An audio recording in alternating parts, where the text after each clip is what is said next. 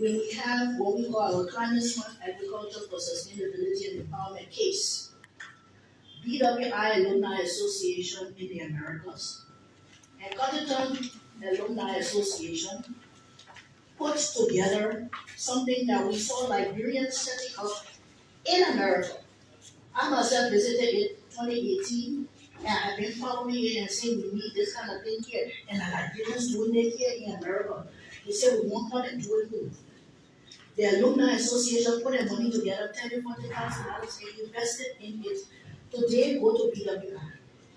They have the system where there's solar power, water pumping, potable drinking water, as well as water for irrigation. Right now, like our rainy season, so you will not see the impact that much. But during the dry season, that's when they started. They started in March or April.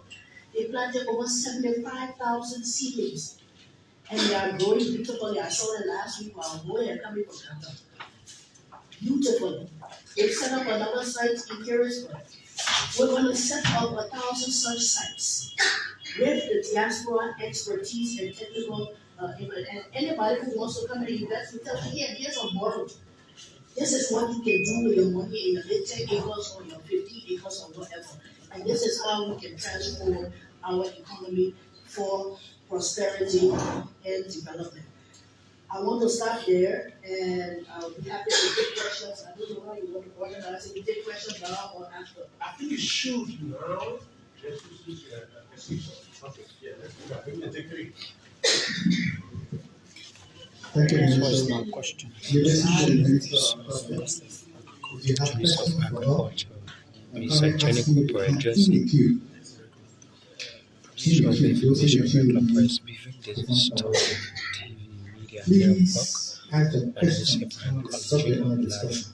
information got present to respect the price briefing where Minister of Agriculture Jim addresses concerns ranging from the sector and the agriculture industry in our country. We'll come with session, share the video so that others can join the podcast. I'm so sad that you have to ask me that question whether it's being produced. If you want to say we have a different thing, yes, rice has been produced. It's being produced in Liberia, has been being produced in Liberia for centuries. Centuries. We have our what we call our traditional bread baskets. Dofa, bone, nimba. But when we say our traditional bread basket, we forget and we change some of our culture demarcations. We used to have what we call lower lofa. Some of y'all may remember, maybe a few don't. Lower lofa county. That is now Buffalo and also parts of Cape Mount. We produce a lot of rice. We produce a lot of rice. We have rice in the southeast is being produced.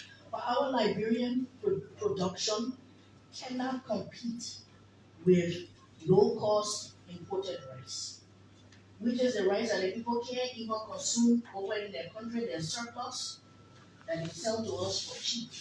We want to keep our rice prices low, and so we import. We used to import about 20%, 25% in the 60s of the rice that we consume in the country. Today, it's about 70, 80%. We made that conscious decision as a government and as a people in 1979 and 1980 that we wanted to focus on cheap rice over boosting local production. And that's a conversation that we need to change. It's been 40 some years now, 43 years. I want to hear my uncle. All that discussion. Yeah, carry a president, brought down governments.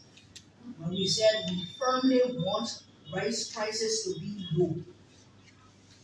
Okay, well, the president, Dr. George Monrovia, has been talking with development partners, most recently with the United Arab Emirates, but we're talking with a lot of people on boosting food production. In response to the current crisis that I outlined earlier about the COVID and the climate and the Ukraine crisis, etc., all around we're looking at boosting food production. Now, there's ways we can do it.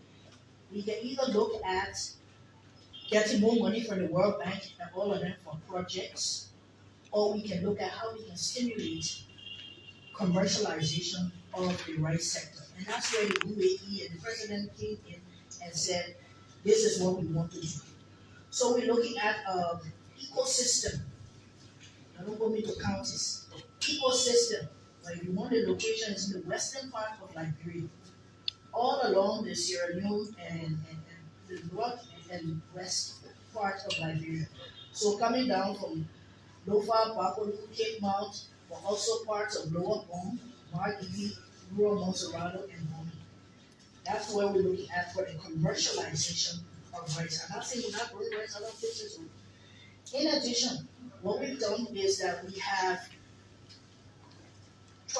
are trying in the process of signing MOUs with different companies like Agriculture Liberia down in Maryland to utilize our previous government investments in the rice sector to plant rice, process rice, and put it on the market at a reasonable cost.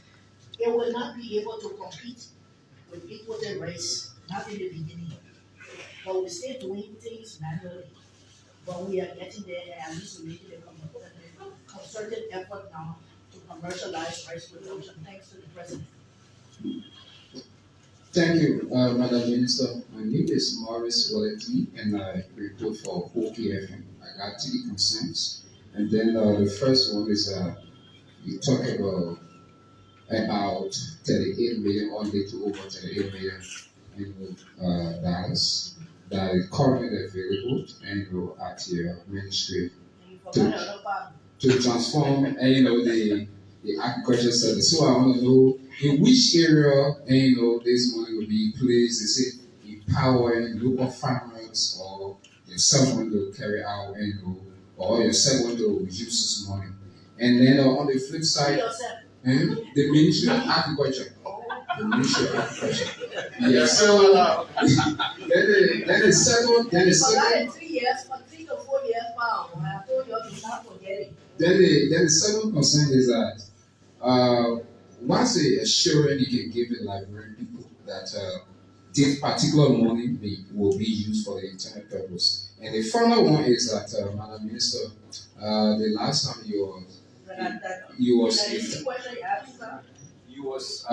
the final one is you was indicted by the LSCC few times back.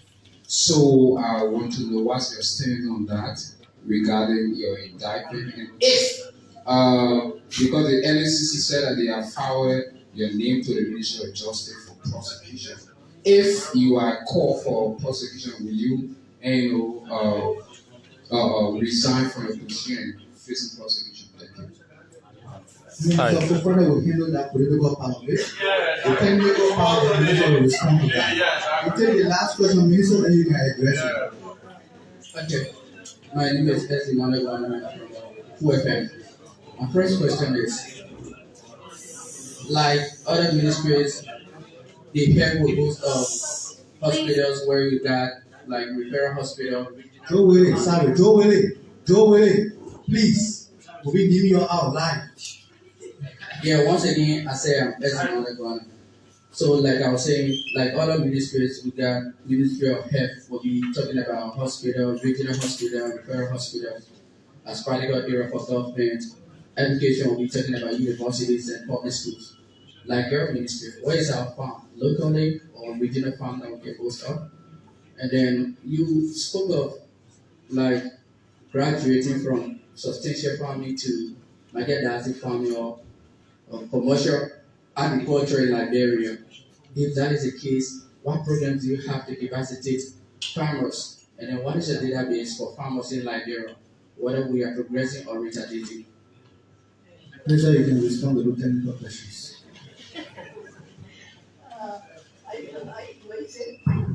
Whether we are progressing or what?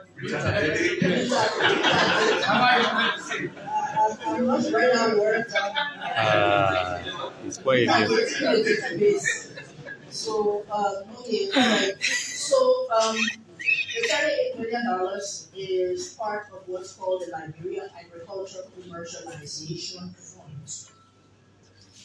It is money that has come in from 3 different pots over the last 3 years.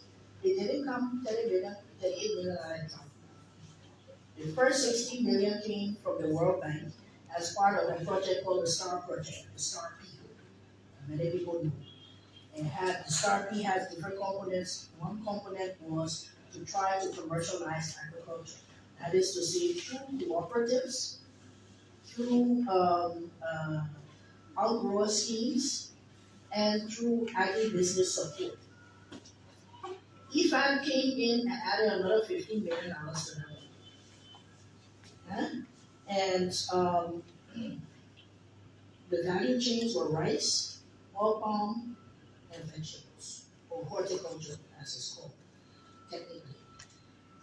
Later on, the World Bank came with another project, and we added additional $10.5 million into it. So the total came to around $41 million. But then we have to take out the administration costs or so for the fund management.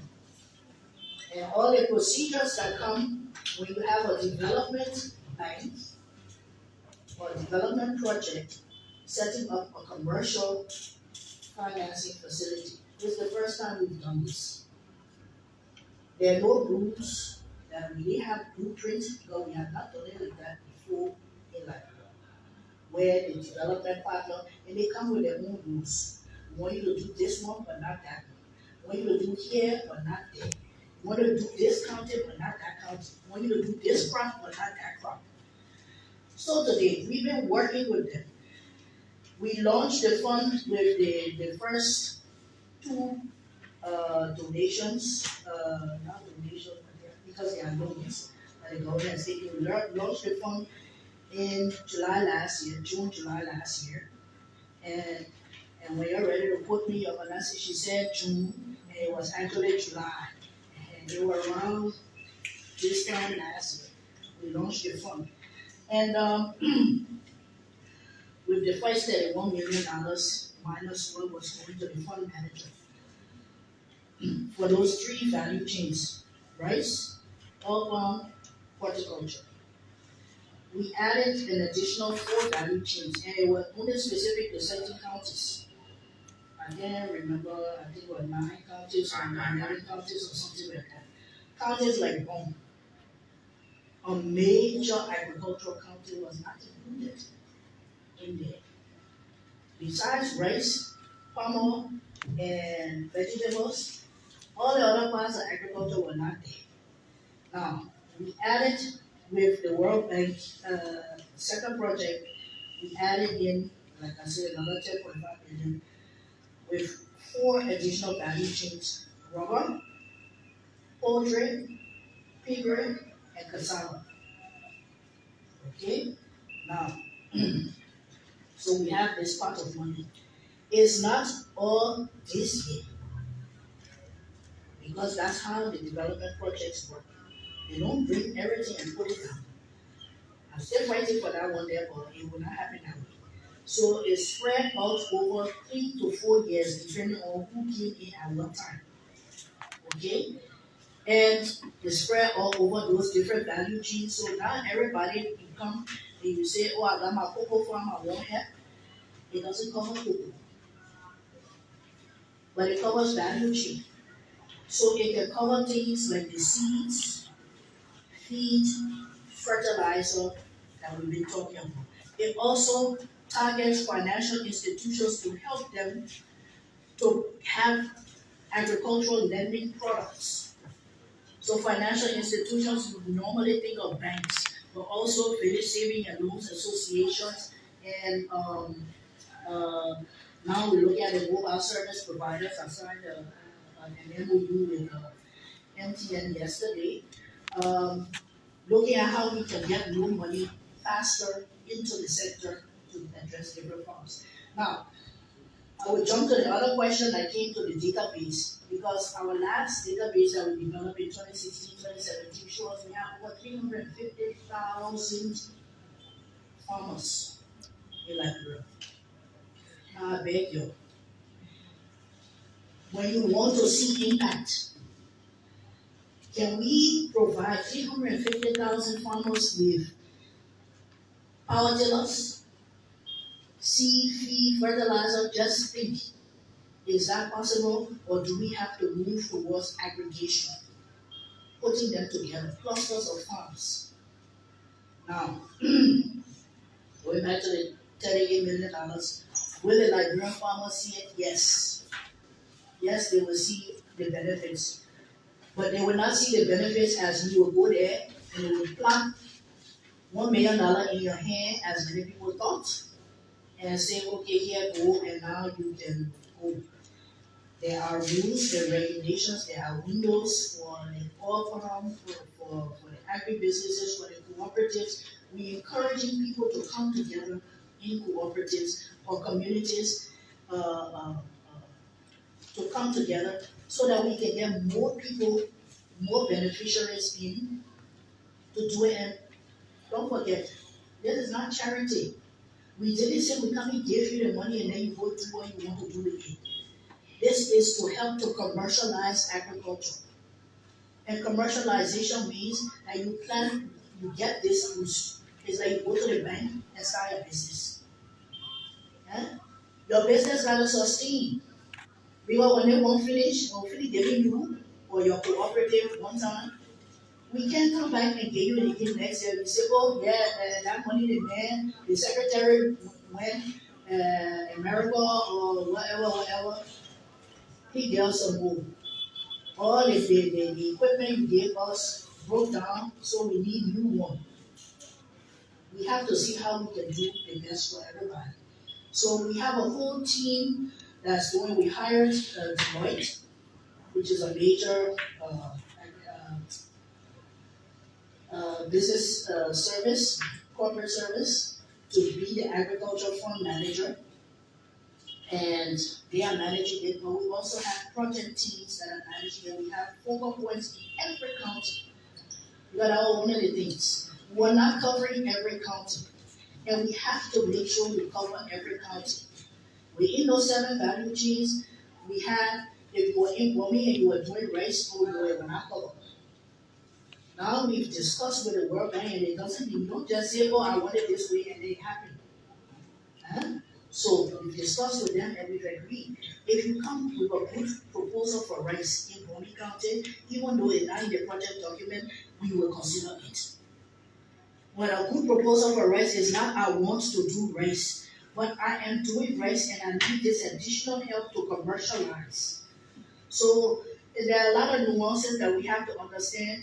This is not a program to come and hand money over to people in the name of farmers and say, we have done this. That's what we've been doing in the past. And we're doing a little bit of that. We've been giving out equipment, we've been giving out seed, feed, fertilizer, we gave out 1 million cocoa seeds the other day. We have so many programs to do that. When we come to commercializing, we are becoming something like a sort of a bank to get that thing going. And if we can get it right, and I said if we can get it right, because we have not fully started, we have about 40 applications in right now that we're looking to review either tomorrow or Monday with the fund advisory committee that the president set up with different ministries to say yes, no, maybe. And so the whole process, facing, it is not me and it is not the Ministry of Agriculture. The Fund Advisory Committee who makes the ultimate decision is the Ministry of Finance. It's chaired by the Ministry of Finance. The Ministry of State is on there. The Ministry of Justice is on there. The Ministry of Commerce is on there. The Ministry of Internal Affairs is on there. The Ministry of Labor is on there. The Liberia Business Association is on there. The Farmer Union Network is on there. It is not me. So just to get that clear.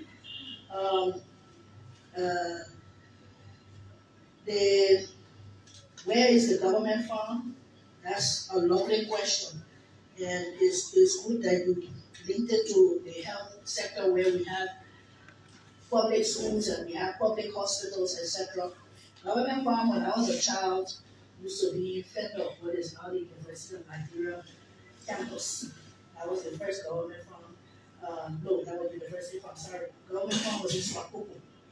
It has transformed from being government farm to being carried the Central Agricultural Research Institute, which is not focused on farming but on research. However, government has invested a lot in agriculture over the last few decades. And we have farmland before, I was growing up, most of us were growing up, government owned all the land in the rural areas. Today, is that the case? No. We had a Land Rights Act that gave the land back to communities.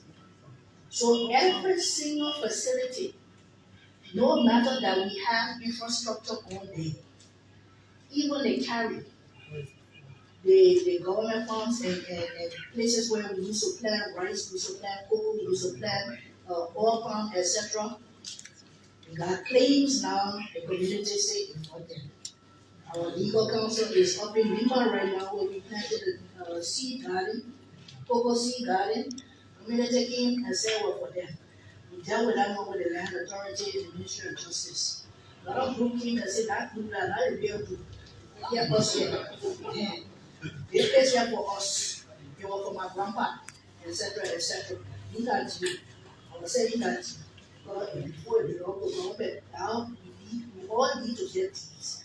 So where the government funds are, the ones that we're looking at to discuss with the that we have proposed to the United Arab Emirates is and other investors coming into Western Liberia, places where we have invested in infrastructure, but also to invite them to invest in privately owned places. So if community have a rice farm, also look at that. And not just when the government kind of provide you the land, so it will be like San Davi and GPL will be in forever and ever discussion with the community who own the land.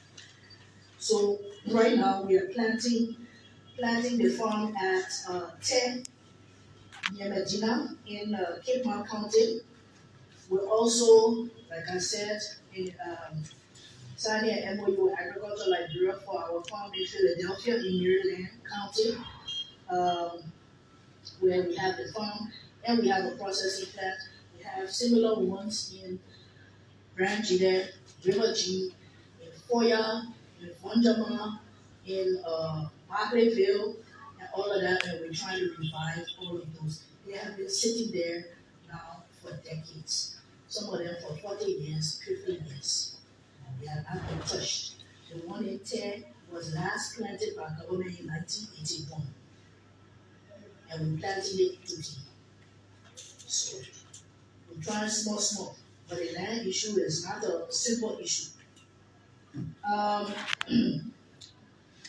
The database question, the retardating. Are we retardating? We have a database. We have databases. We have databases for the cocoa sector, for the rubber sector, for the rice sector, for overall we invested in it. But database is what? It's a collection of names, phone numbers, whatever. It is obsolete the day after you have created it. Why is it obsolete? Because people die, people drop out of the sector, people move away, and they are no longer there, or they lose their number, and then that number is no longer their number. I'm sure that you all have all experienced this. I said we did it in 2016, 2017.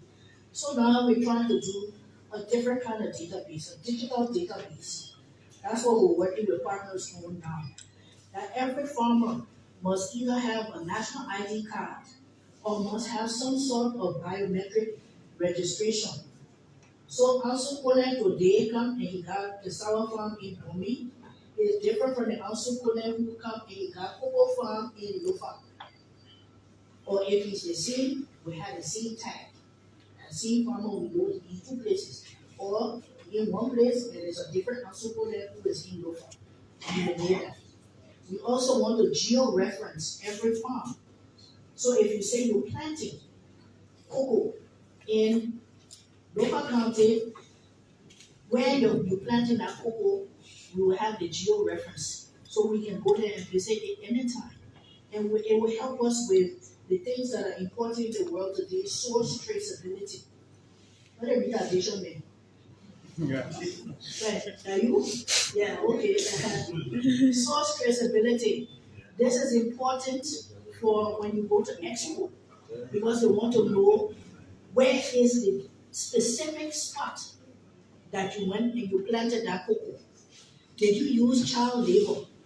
Did you cut down trees, forest trees here to do it? Did you displace the western chimpanzee when you were planting your farm? All those things that they want to know. Did you use chemicals and pesticides in that soil?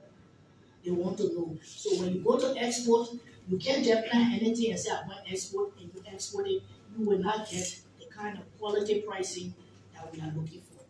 So we're looking to geotag and biometrically register our farmers, geotag our farms. That is the kind of database that you can replicate, you can grow from, and you can plan around. So I will start there. The voice of Agriculture Minister, Minister Jenny Cooper, addressing Agriculture, Minister of Agriculture status here. Thank you, Madam Minister. The journalists here normally clap, or else I would have said that was a really brilliant presentation for which So this is Johnny Walker, this is Top TV Media Network. My name is Abraham Colley. I'm live from the conference room, the Charles Graham Conference here, Ministry of Information, Culture Affairs and Tourism. Agriculture, Honorable Jenny Cooper, who I think did a wonderful job and also addressed your questions adequately with all the different poking of funds and what have you. But Honorable Minister, if you want to leave this, it's okay. At this point, we'll call up